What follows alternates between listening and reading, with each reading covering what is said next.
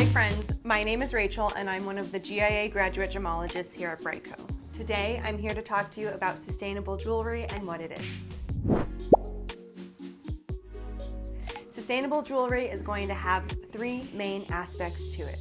The first one is going to be a clear, transparent supply chain. You want to have a good understanding of the chain of custody and every step that that piece took during production.